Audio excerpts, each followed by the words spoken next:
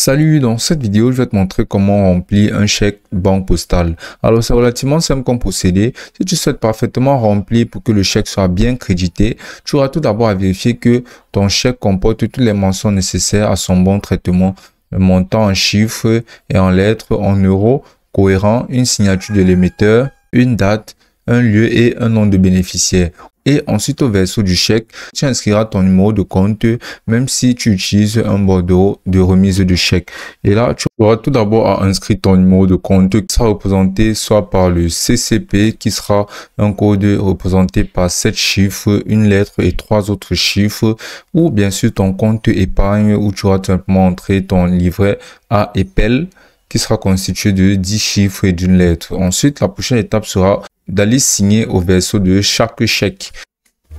Ensuite, tu auras juste à déposer un chèque et ensuite tu auras juste à déposer le chèque dans un bureau de poste d'équipe d'un automate ou bien tu vas le déposer dans un bureau de poste d'équipe d'une urne.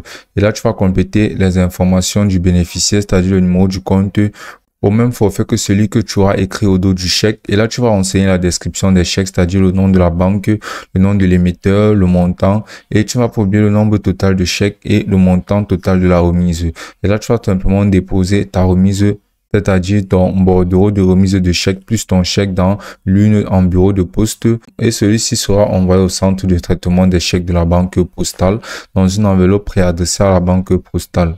Ainsi, ton chèque sera assurément crédité et renseigné de la meilleure des façons. Et ce sera aussi simple que ça.